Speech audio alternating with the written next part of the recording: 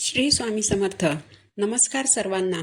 श्री स्वामी समर्थ कृपा या माझ्या मराठी यूट्यूब चॅनलवर सर्वांचं मनापासून खूप खूप स्वागत. स्वामी महाराजांच्या कृपेने आजचा दिवस तुम्हाला खूप सुखाचा आणि आनंदाचा जावो हीच मी स्वामींच्या चरणी प्रार्थना करते आणि आज या नवीन व्हिडिओला सुरुवात करते.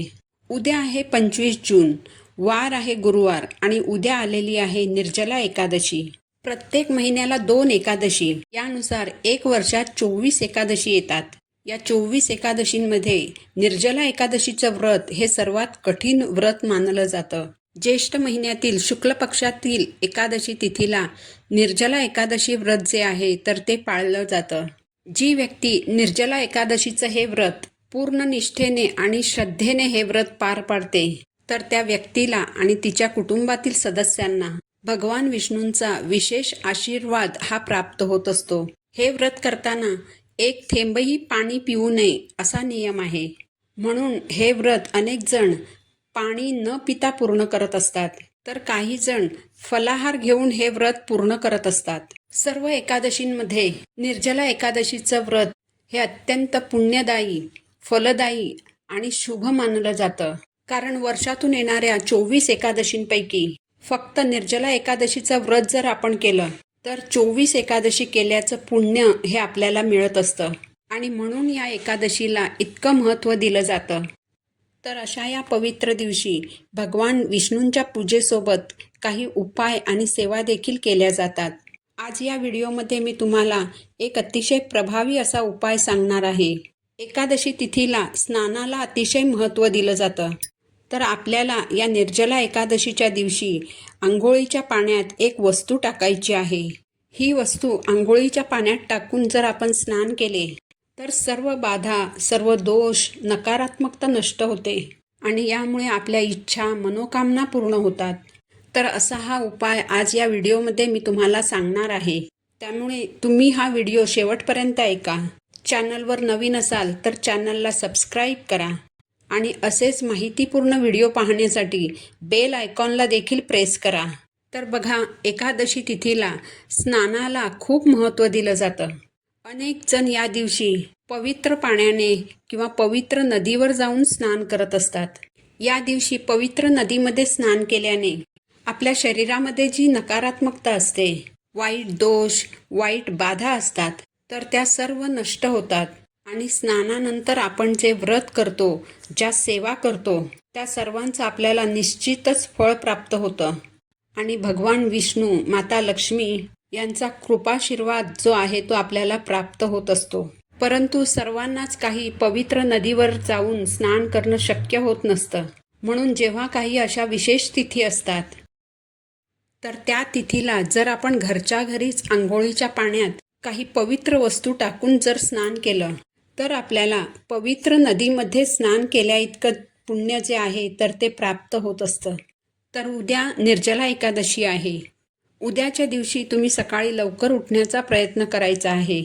उठल्यानंतर सर्वप्रथम तुम्हाला बेडवर बसूनच ओम नमो भगवते वासुदेवाय नमः हा मंत्र म्हणायचा आहे आणि यानंतर जेव्हा तुम्ही स्नान करणार असाल तेव्हा आंघोळीच्या पाण्यामध्ये तुम्हाला सगळ्यात महत्त्वाची जी वस्तू टाकायची आहे ती म्हणजे हळद.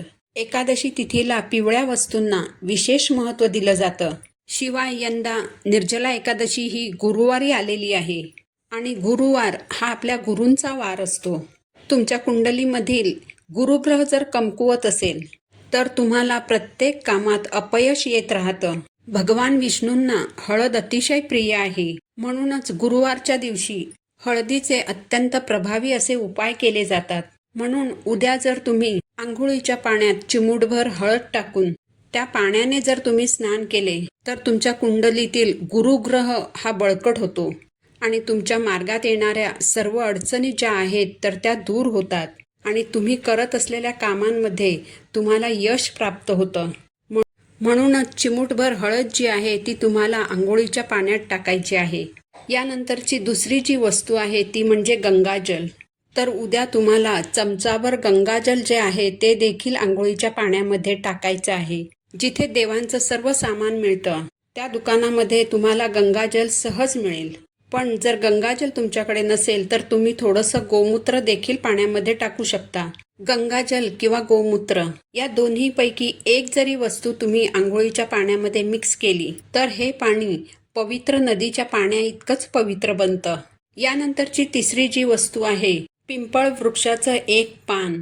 धार्मिक दृष्ट्या पिंपळ वृक्षाला अतिशय महत्त्व आहे, कारण या पिंपळ वृक्षामध्ये भगवान विष्णू आणि माता लक्ष्मी वास करतात असं म्हटलं जातं. म्हणून पिंपळाचं एक पान तुम्हाला आंघोळीच्या पाण्यामध्ये टाकायचं आहे. जर तुम्हाला पिंपळ वृक्षाचं पान मिळालं नाही तर तुम्ही तुळशीचं एक पान हे आंघोळीच्या पाण्यामध्ये टाकायचं आहे. तुळस ही भगवान विष्णूंना अतिशय प्रिय आहे. तुळशीपत्र अर्पण केल्याशिवाय भगवान विष्णूंची पूजा पूर्ण होत नाही. म्हणूनच तुळशीला विष्णुप्रिया असं देखील म्हटलं जातं. तर या सर्व वस्तू आंघोळीच्या पाण्यामध्ये टाकून तुम्हाला स्नान करायचं आहे. याशिवाय उद्या स्नान करताना सर्वप्रथम 1 तांब्या पाणी उजव्या खांद्यावरून ओतायचं आहे. यानंतर 1 तांब्या पाणी डाव्या खांद्यावरून ओतायचं आणि नंतर डोक्यावरून हे जे स्नान आहे तर ते तुम्हाला करायचं आहे. हे स्नान करत असताना तुम्ही ओम नमो भगवते वासुदेवाय नमः या मंत्राचा जप करू शकता. स्नान झाल्यानंतर उद्या तुम्हाला आवर्जून पिवळ्या रंगाचं वस्त्र परिधान करायचं आहे. देवघरातील देवांची पूजा करायची आहे. देवघरामध्ये भगवान विष्णूंचा फोटो असेल किंवा मूर्ती असेल किंवा बाळकृष्णाच्या मूर्तीवरती पंचामृताने किंवा शुद्ध पाण्याने अभिषेक करायचा आहे. त्यांना पिवळ्या हळदीचा टिळा लावायचा, पिवळ्या रंगाची फुलं, पिवळ्या रंगाचा नैवेद्य अर्पण करायचा. उद्या भगवान विष्णूंना तुळशीपत्र मंजुळासहित अर्पण करायचं आहे. तुळशीपत्र अर्पण करताना तुमच्या मनातील ज्या इच्छा आहेत त्या तुम्ही व्यक्त करायच्या आहेत, कारण हे जे व्रत आहे तर ते इच्छापूर्तीसाठी प्रभावी मानलं जातं. म्हणून या दिवशी तुम्ही तुमच्या इच्छा नक्कीच व्यक्त करा. पण एकादशीच्या दिवशी तुळशीला स्पर्श करू नका, पाणी घालू नका. तुळशीचं देखील एकादशीचं व्रत असतं. भगवान विष्णूंसाठी ती हे निर्जला एकादशीचं व्रत करते. म्हणून उद्या तुळशीला पाणी घालायचं नाही. तुम्हाला जर निर्जला एकादशीचं व्रत करणं शक्य झालं तर नक्की करा, कारण हे व्रत खूप प्रभावी आणि महत्त्वाचं आणि शुभ मानलं जातं.